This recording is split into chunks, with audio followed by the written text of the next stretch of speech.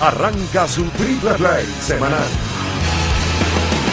con Humberto Acosta por Unión Radio. Amigos y amigas, bienvenidos a su Triple Play semanal. Hoy vamos a tener un invitado muy particular, muy singular, Fernando Arriaza. Nada más y nada menos que una de las voces más emblemáticas de la narración deportiva en Venezuela. Diríamos que incluso en los últimos 20 años marca una pauta especial y podemos hacerla extensiva incluso a la historia de la narración deportiva en nuestro país. Y voy a tomarme un atrevimiento, el atrevimiento de señalar que probablemente es uno de los mejores. Y digo atrevimiento porque es un lapso bastante prolongado, donde ciertamente han existido otras voces importantes, inolvidables, de Leonardo León, Carlos Tobar Horacho, en los más recordados. Así que vamos a darle la bienvenida a Fernando Arriaza, nuestro invitado de hoy. Yo estoy encantado escuchándote, Humberto. Yo si quieres no hablo más. Yo que quiero escuchar todas esas cosas no hacen a uno sino conmoverlo, emocionarlo, venir de ti, a quien admiro y he visto por tanto tiempo, con quien he tenido el gusto, el privilegio de trabajar. Así que bueno, yo te sigo escuchando, Humberto, y seguimos aquí, y un gusto estar contigo en tu programa. No, y vamos a aclarar algo. No vayan a creer, queridos amigos, que esto es un mero compromiso, una formalidad. Todo lo que estamos diciendo aquí lo decimos desde una sinceridad acerada desde tanto tiempo trabajando juntos. A mí la gente siempre me pregunta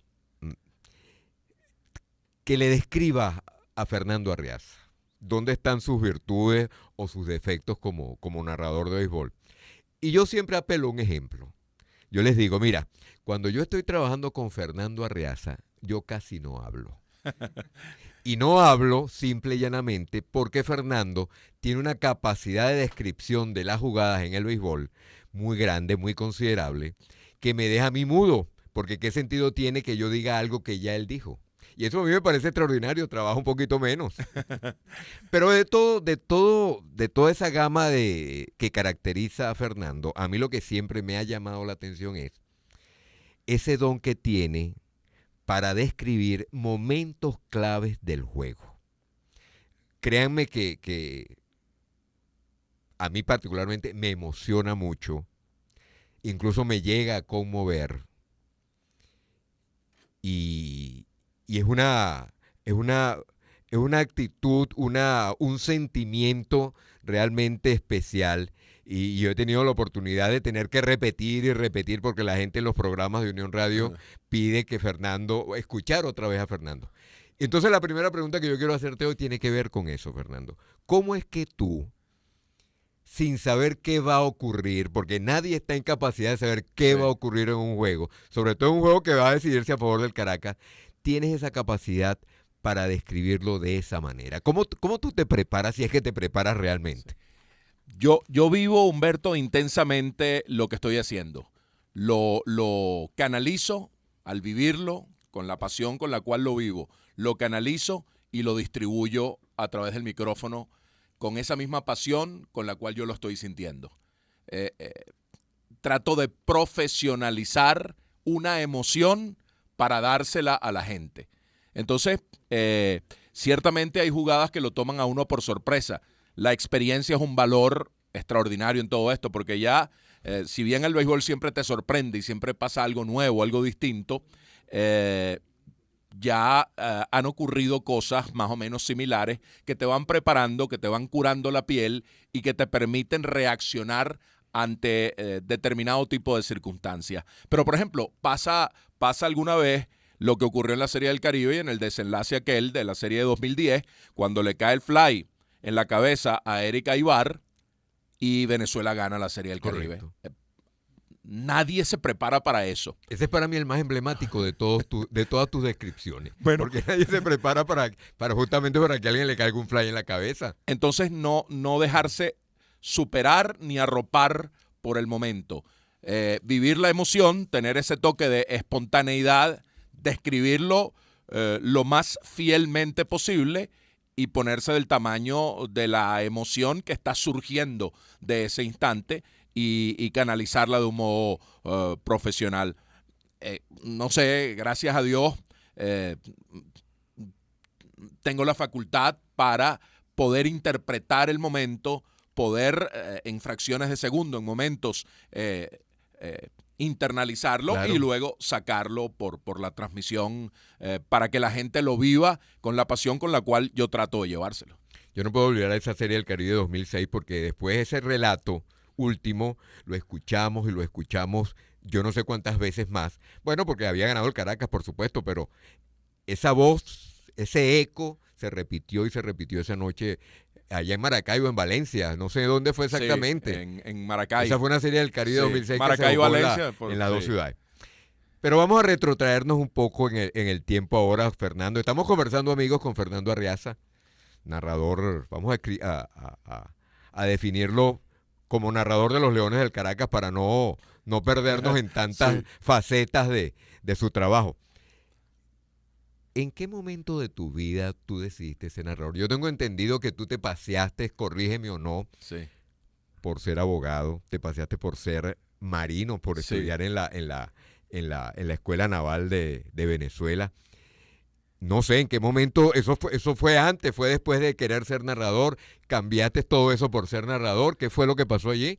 Yo soy narrador desde que tengo uso de razón prácticamente, Humberto. Lo que pasa es que no tenía la claridad en el momento en que tenía que definir hacia dónde me iba, pero yo narraba de muchacho, de niño, cuando no estaba jugando yo el partido de fútbol del colegio San Vicente de Paúl, donde estudié bachillerato. Si no estaba jugando, le narraba el juego a los compañeros míos que estaban jugando en ese momento. Luego, sí, entro a la Escuela Naval y allí, saben, alguien les echa el chisme de que yo narraba carreras de caballo, que yo narraba béisbol, y entonces me ponían a narrar carreras imaginarias y un cadete superior apostaba o decía que ganaba y el otro, y solo uno podía ganar, y resulta que el que perdía después me ponía a hacer lagartijas o a pegar brincos porque el suyo no había ganado. Entonces narraba carreras de caballo y juegos de béisbol en la Escuela Naval. En la Católica, estudiando Derecho también. Esa era mi pasión, eso era lo que yo quería hacer, pero empecé a estudiar Derecho en la Católica por no estar totalmente maduro ni saber exactamente qué era lo más afín a aquello. Afortunadamente, estudiando Derecho, pues se da la circunstancia del canal Omnivisión Multicanal, donde estaban comenzando y reclutando gente nueva. Adelso Sandoval junto a Ángel Lesma, a través de un contacto, me llevan allá, hago un casting y quedo, afortunadamente. Pero yo venía con ese deseo de narrar desde muy pequeño, desde muy niño. Yo me grababa y me escuchaba con los viejos cassettes. Narré 1.000.000 de veces jonrones imaginarios de Reggie Jackson ganando el 7º juego de una serie mundial. Y bueno, de alguna manera la vida me puso en el lugar adecuado. Pero hubo un momento, te pregunto si lo hubo, ¿no? Hubo un momento, un instante en que por tu mente pasó, yo quiero ser narrador, yo no quiero ser marino, yo no quiero ser abogado. Es decir, ¿lo hubo realmente así? Sí, lo hubo. Lo hubo, no sabría precisar dónde ni cuándo, pero estudiando Derecho, en una conversación con Adelso Sandoval, él me pregunta, y a propósito del canal, y que mi familia sabía que yo narraba, pero que no sabían que podía narrarlo, que podía narrar así profesionalmente, claro, como narraba Delio Amado o como narraba Carlos Tobar. Y Adelso me dice, ¿pero tú quieres ser narrador? Y yo, sí, yo quiero ser narrador. Bueno, vente para Omnivisión la semana que viene y hacemos un casting. Y allí yo decido que sí, que eso es lo mío y que eso es lo que yo quiero hacer. O sea que se puede decir que Sandoval fue quizás... Uno siempre tiene a alguien que le da como la mano, por ejemplo. ¿Adelso tiene ese privilegio de haberte dado la mano para que fuese narrador? Sí lo tiene. Porque me abre las puertas. En Omnivisión él estaba casado con una prima mía.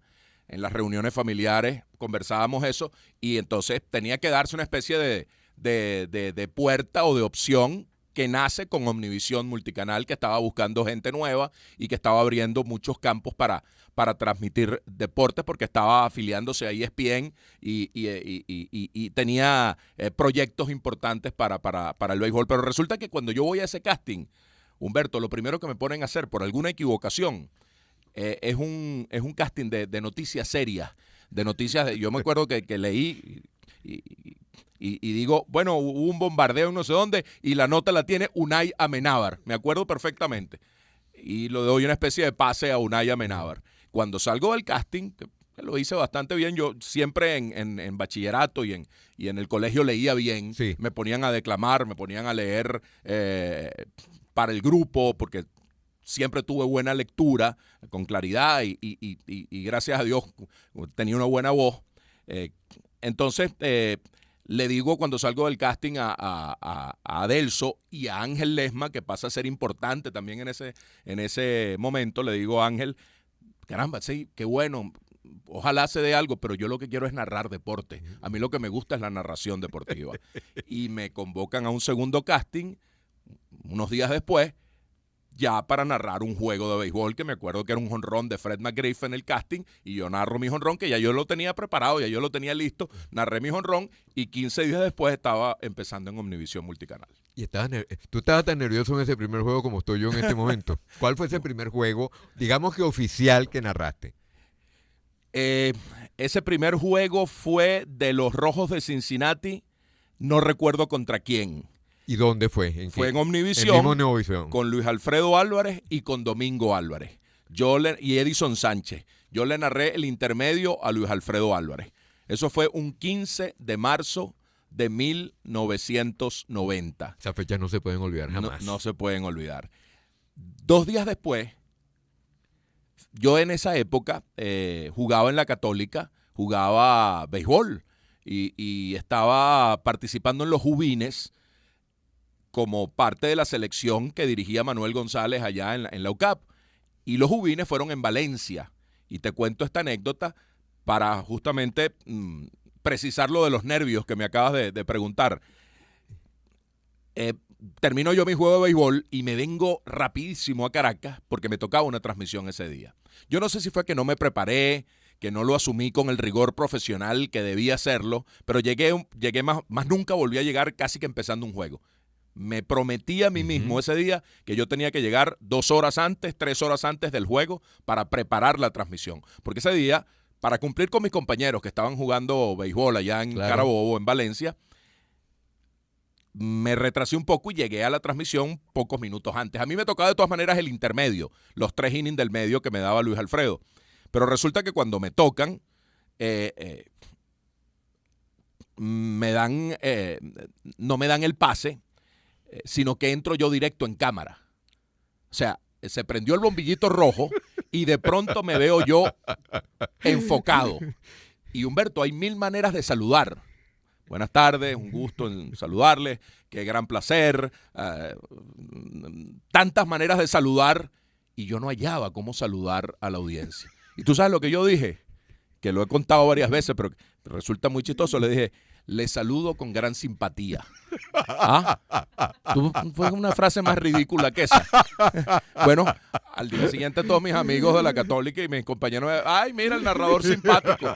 Le saludo con gran simpatía. El bombillito rojo que te impacta. Sí. Porque a partir de ese instante comienzas a comunicarte, quién sabe con cuánta gente. Amigos, esta voz que ustedes están escuchando, por supuesto que la conocen. ¿Cómo no la van a conocer? Pero debemos repetirles, por la dinámica de la radio, que estamos conversando con Fernando Arriaza, nuestro invitado de hoy en Triple Play. Fernando, después de tanto tiempo de trabajo a tu lado, ¿quién no se da cuenta? Tú acabas de hablar de prepararte. A mí, honestamente, que me llama mucho la atención que tú te sigues preparando para el último juego que tú y yo trabajamos juntos en la temporada que acaba de concluir. Sí. Yo percibí que tú te estabas preparando como te preparaste para ese primer juego. Esa dinámica, ¿a qué atiende? ¿Cuál es la convicción que tú tienes para prepararte de esa manera?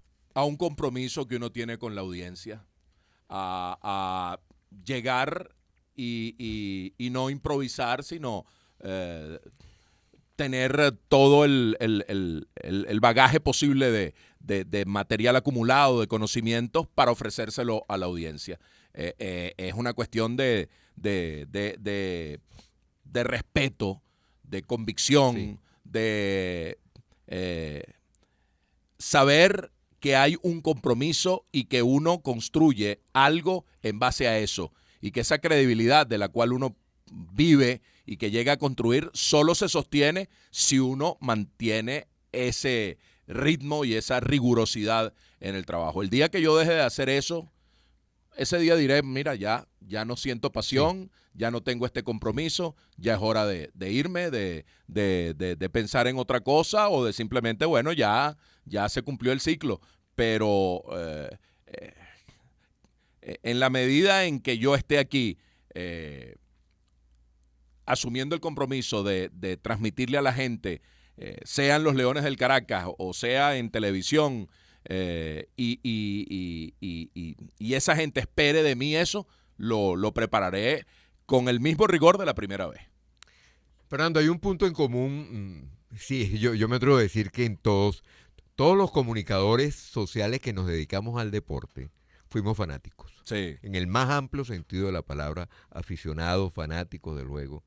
Hay quienes los asumen ya de una manera, una vez que están frente a los micrófonos, frente a las máquinas de escribir.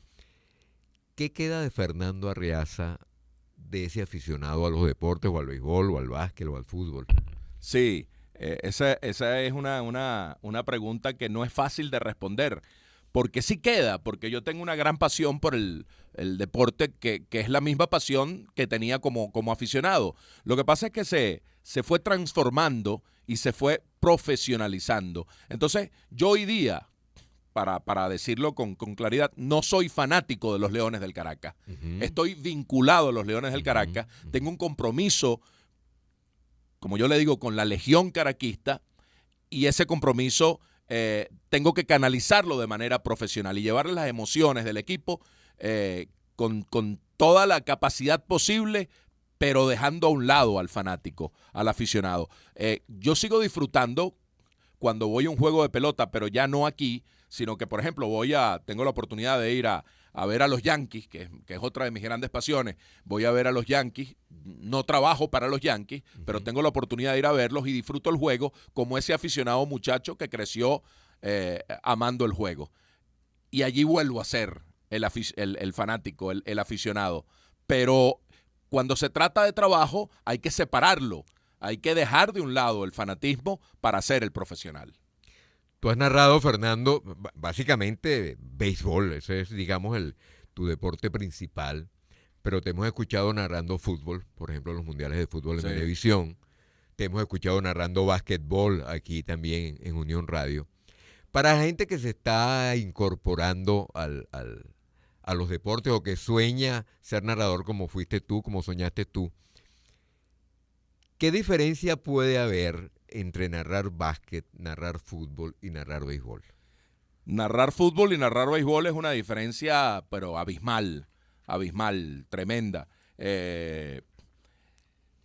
Yo me tengo que preparar mucho para narrar fútbol. El béisbol se me da de una manera natural. En el béisbol yo siento que puedo interactuar con el comentarista sin invadir sus espacios, darle pie al comentarista para hablar sobre una jugada en particular, porque lo entiendo, porque sé que tal jugada se puede mover de esta manera. En materia de estrategia, en fútbol no.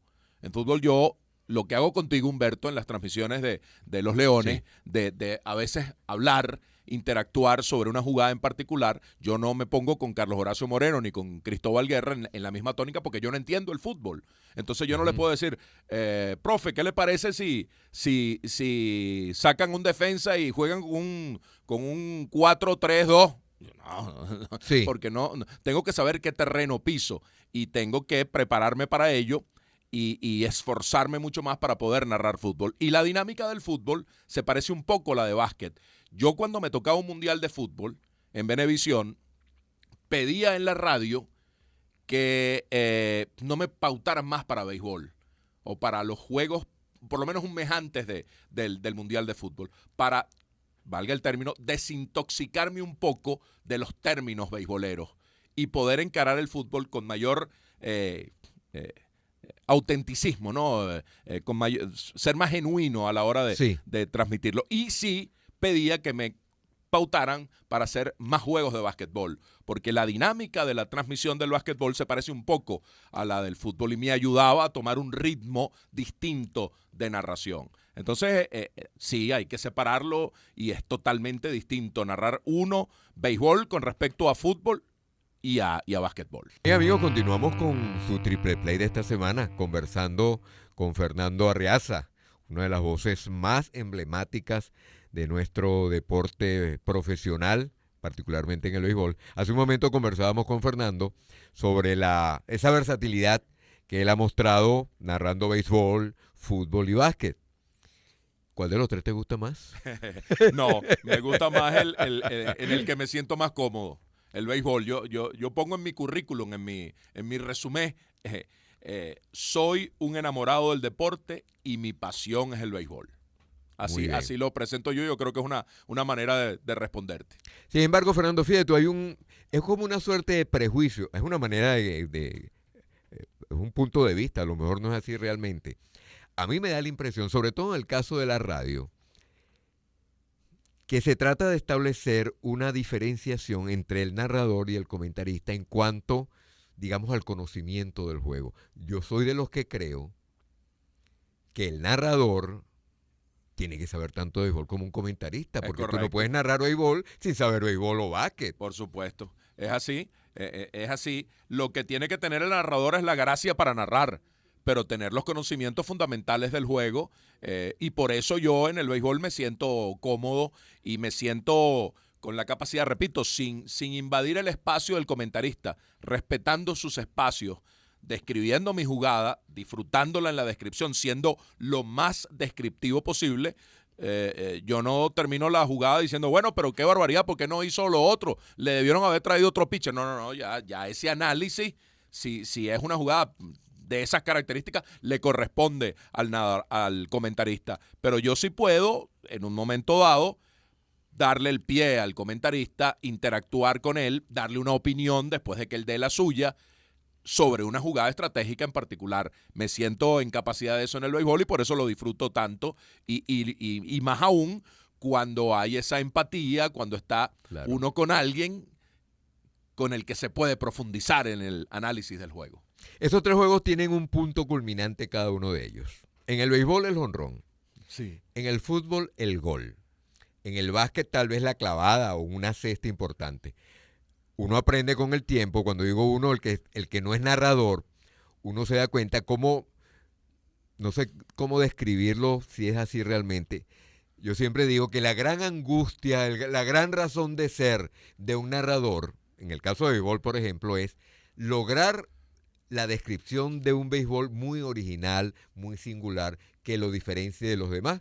Algo que me parece a mí muy válido. Eso forma parte de tu etiqueta. Claro. En tu caso, ¿cómo llegaste tú al jonrón? Para no hablar del gol, si es que queremos hablar del gol, o de esa cesta clavada. Sí. ¿Cómo llegaste tú a esa identificación que todo el mundo... Yo estoy en mi casa, por ejemplo, y valga el recuerdo, y a veces estoy viendo niñitos jugando pelota, y escucho que cuando ellos dan un jonrón, narran el jonrón tuyo.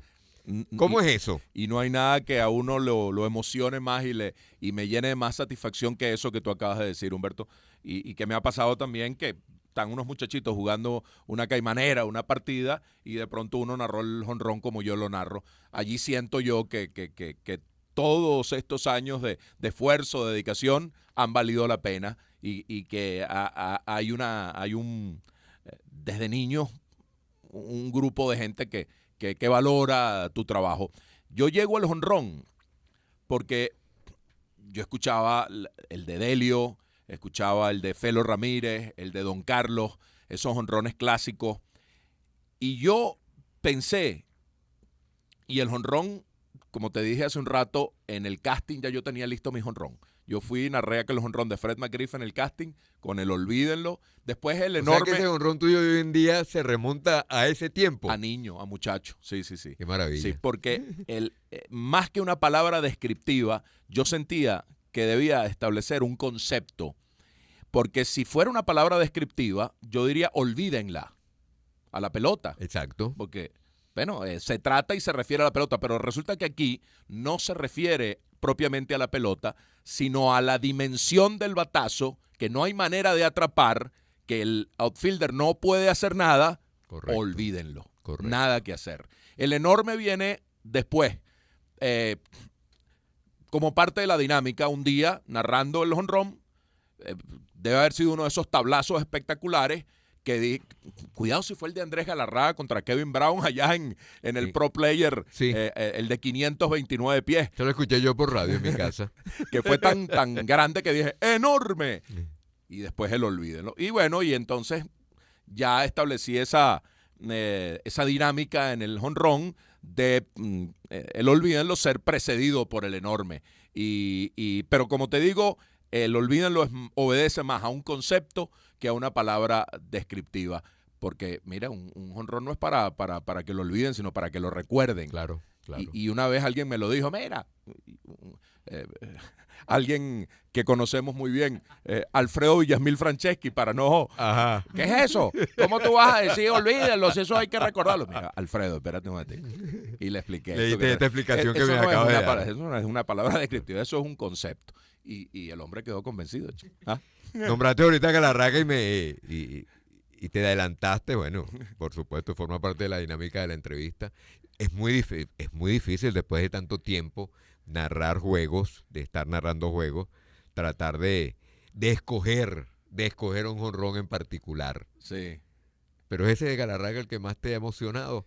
Tú tienes la particularidad, Fernando, sí, como dije al comienzo del programa, de emocionarte. A mí eso me reconforta mucho porque eso habla mucho del aprecio que tú tienes por lo que haces y por lo que quieres transmitirle a la gente.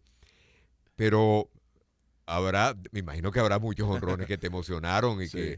que te permitieron elevar esa voz a la enésima potencia, ¿no? Sí, ese de Galarraga, yo creo que en Grandes Ligas no hay uno como ese que yo recuerde tanto y que me haya llenado tanto, porque fue desde el propio lugar, fue en los viajes que hacíamos con Unión Radio, en las giras periódicas que hacíamos para transmitir desde el propio lugar de los acontecimientos, y Galarraga le ha metido aquella tabla a Kevin Brown, que era uno de los mejores pitchers Claro. de Grandes Ligas en ese instante, y se la depositó en un lugar prohibido, que parecía que un ser humano no podía llevar una pelota a ese sitio, y bueno, le puse tanto que la gente de Colorado pidió el audio.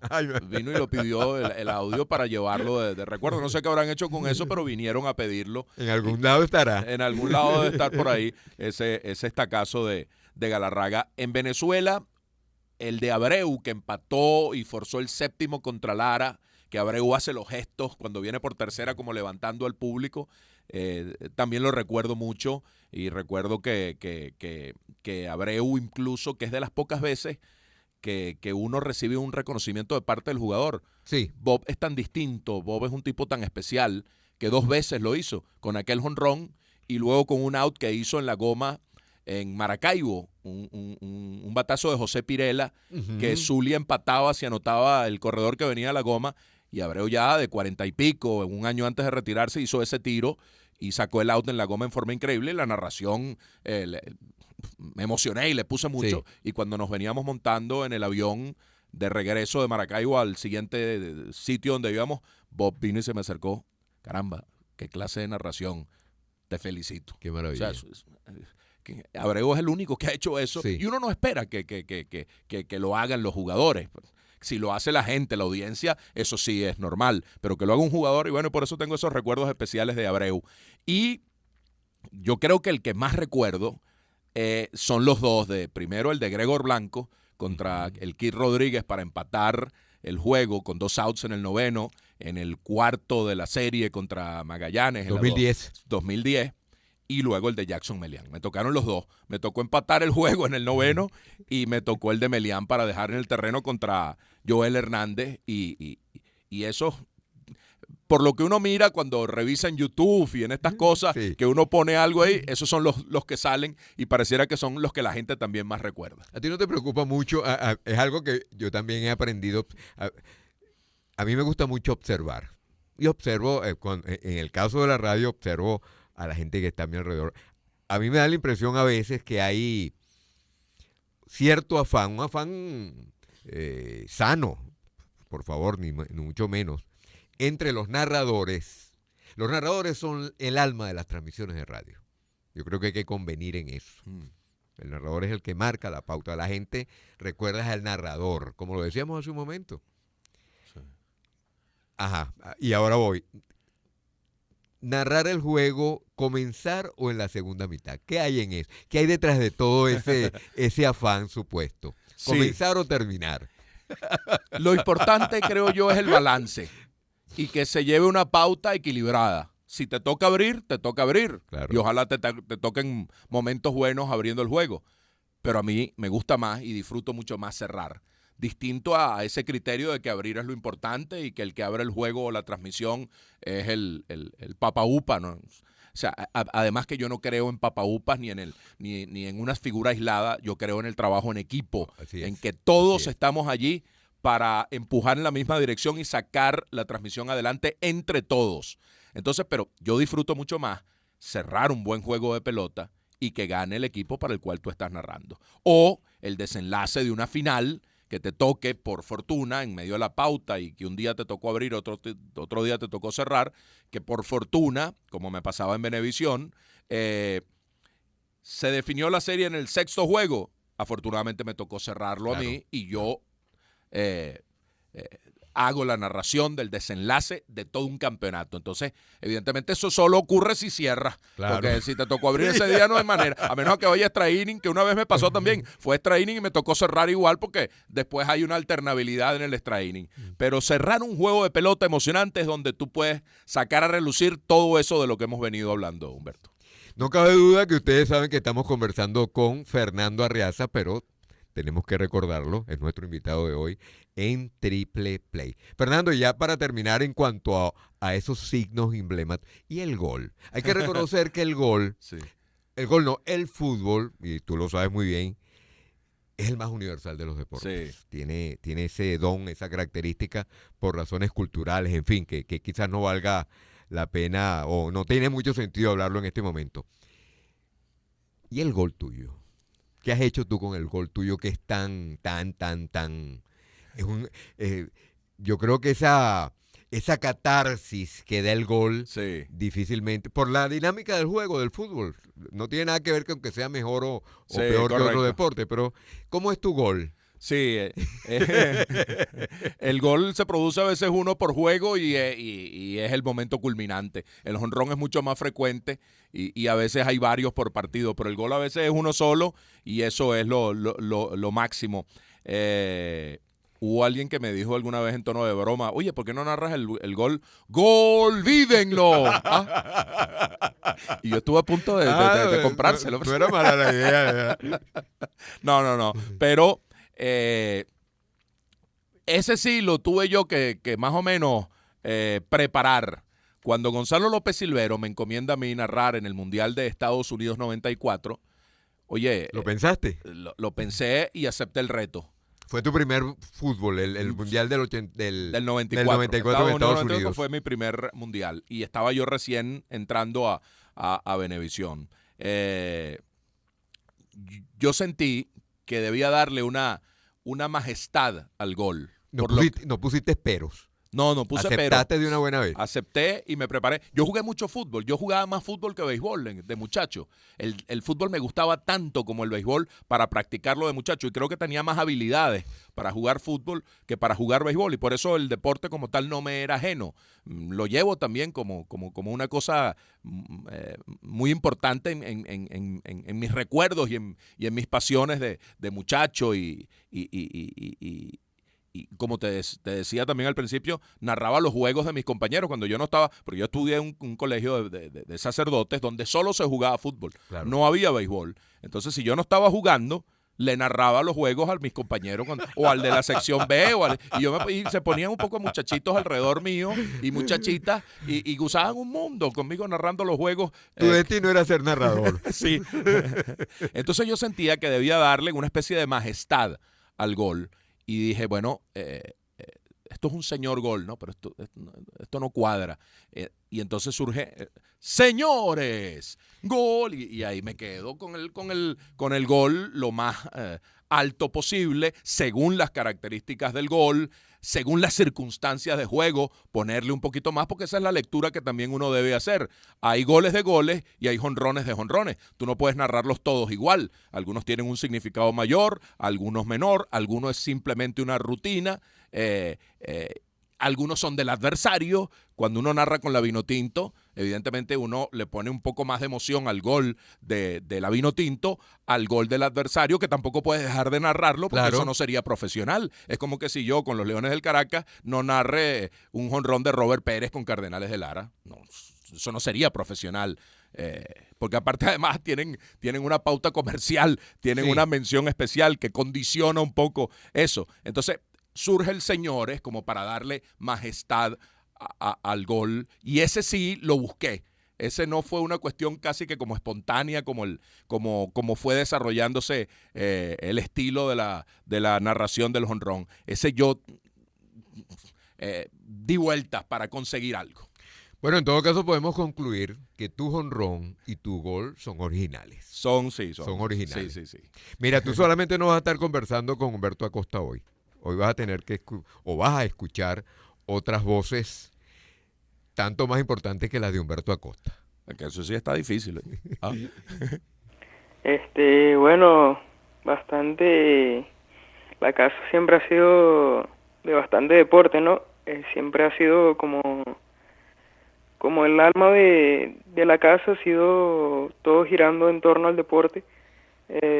Practiqué deporte siempre simplemente porque su profesión lo hace uno estar dentro del deporte. Jugué béisbol primero porque eso era lo que, como la casa, como él trabajaba en el béisbol, me llevó por el béisbol. Luego empecé a tomar más autonomía en eso y me fui al tenis, al fútbol, pero siempre ha sido en base a eso, ¿no? A que siempre ha sido muy deportivo la casa. No, serio no. Es bastante bromista. Es una persona bastante de familia, ¿no? Siempre está o trabajando o con la familia. Esas son sus dos dedicaciones. Es una persona que ve muchas películas, ¿no? Tiene una colección muy grande de películas. Y siempre busca actividades para hacer con la familia, que sé que le gusta mucho, por ejemplo, El Náufrago, la de Tom Hanks. Ahí tiene unas cuantas preferidas que vemos unas cuantas veces, pero no recuerdo ahorita cuál es su favorita. Bueno, que siga con la dedicación que ha seguido todos estos años, que lo ha llevado a ser lo que es hoy, y ha dedicado bastante tiempo en su trabajo, pero al final es para nosotros, lo hace por nosotros. Entonces creo que hace lo correcto. Simplemente eso, que siga con la dedicación que ha llevado todos estos años. Ese fue Jesús, amigos, el hijo menor de Fernando. ¿Qué edad tiene Jesús, Fernando? Tiene 15 años y eso no se hace porque estando lejos de la familia es difícil. No, disculpa. No. Mira, la familia de Fernando Arreaza es una familia pequeña. Está conformada por Marisabel, su esposa, y la madre de Fernando y de Jesús. Y Fernando quizás esté un poquito emocionado porque justamente ellos están ahora mismo en la ciudad de Miami y nosotros estamos aquí en Caracas. Mira, Fernando, escuchar a Jesús me llevó a lo siguiente. Mucha gente le pregunta a uno del trabajo nuestro, el tuyo, el mío. Sí. Yo siempre digo, o casi siempre digo, mira, esto es un trabajo que quizás lo ideal sería que lo desempeñara gente soltera, pues, Sí, vamos a sí. decirlo así, sin tantos compromisos familiares, porque y no lamentablemente, la actividad de comunicador social deportivo, como lo es Fernando, por ejemplo, tiene que ver con una actividad, en el caso del béisbol, por ejemplo, que se juega todo el año, y que además se practica de noche y sobre todo los fines de semana, que son esos lapsos en los cuales la mayoría de las personas está con su familia. Sí. Eso en el fondo es un obstáculo, no un obstáculo insalvable. En tu caso, después de 30 años en esto, ¿cómo has hecho tú para tratar de salvar ese obstáculo de no poder estar con tu familia más tiempo del que seguramente tú quieres y del tiempo que ellos también quieren estar compartiendo contigo? ¿Cómo has logrado tú sortear eso? Impone sacrificios esto, ciertamente, por hacer lo que uno le gusta, pero entendí allí que mi hijo dice que siga dedicándome. Así es. Y que entiende el sacrificio y que sabe que lo hago por ellos. Así es. Eso emociona y eso lo llena a uno. Sí. Que esos sacrificios de separaciones valen la pena. Yo después y esta etapa es más dura aún porque yo estoy en otro la país. Actual. Estamos en países distintos. La lejanía y la distancia es mayor. Pero, disculpen. No, por favor. Se entiende que la vida da este vuelco y que, bueno, uno lo tiene que asumir en procura de cosas mejores eventuales para ellos. No tanto para mí, para ellos. Y ellos entienden que yo debo seguir haciendo lo que a mí me gusta y que esto va a permitir que vengan cosas mejores después. Entonces, esas separaciones, esta separación, el hecho de dedicarse uno a la temporada, aun cuando estaban ellos en Venezuela y yo también aquí, que me iba a una gira 10 días, nos vamos a una gira, Humberto, 10 días, yo eso lo compenso con calidad de presencia después. Me separo un tiempo, pero después voy y estoy a pleno, completo con ellos. Compenso las ausencias con calidad de presencia después. Y como dice Jesús, dijo él, yo estoy o en mi trabajo o con ellos. Y cuando estoy con ellos, es a pleno. Tú sabes que cuando tú me dijiste, yo me enteré que te ibas a ir a Estados Unidos. Recuerdo muy bien que fue en febrero del año pasado, en medio de aquel evento que se organiza para entregar los premios del año, de la temporada regular. Y yo en ese momento pensé, caramba, se nos fue el hombre. Y me llamó mucho la atención después, preguntando y averiguando, que tú ibas a volver a transmitir, que tú no ibas a dejar el béisbol profesional venezolano. Afortunadamente se dio un proyecto a través de IBC, a través de la propia radio, que a Dios gracias tiene al mismo propietario, y me voy ya confiando en que ese proyecto me va a permitir volver y no desvincularme de lo que tanto trabajo me ha costado construir. Yo no me podía ir así como así. Ya, listo, se acabó esta etapa, pasamos la página y vamos a otra cosa. No. Estaba el proyecto de por medio y sabía que podía regresar para estar a tiempo completo estos 3-4 meses dedicado a nuestro béisbol, dedicado al circuito de Leones. Son 23 años, Humberto. Claro. No podía ser así, no podía desvincularme así como así. Yo valoro más que tal vez lo que esté ganando ahorita en bolívares, y no vamos a entrar en materia económica, no sea la razón fundamental para estar aquí. Yo valoro más el aspecto sentimental, el aspecto de lo que vale el haber construido esto. Para mí eso es más importante, y lo digo con absoluta sinceridad, que el aspecto monetario. Uno cuando es padre, uno entiende perfectamente, y tú no puedes, permíteme decirte esto, tú no puedes quejarte porque Fernando es periodista. Sí. Si Fernando es periodista, por algo habrá sido. Por él y por ti. Jesús está estudiando bachillerato y va a terminar bachillerato, y con certeza va a ser también una carrera profesional. Y María Isabel, por supuesto, también tiene, ni qué decirlo, Marisabel tiene nosotros echamos muy de menos de Marisabel sus tortas navideñas, pero bueno, sacrificio. Vamos a hacer una pausa, queridos amigos. Estamos conversando con Fernando Arriaza, repito, una de las voces más emblemáticas de nuestro deporte en Venezuela y en el mundo.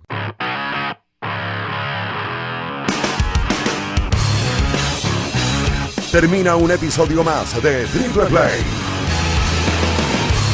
con Humberto Acosta por Unión Radio.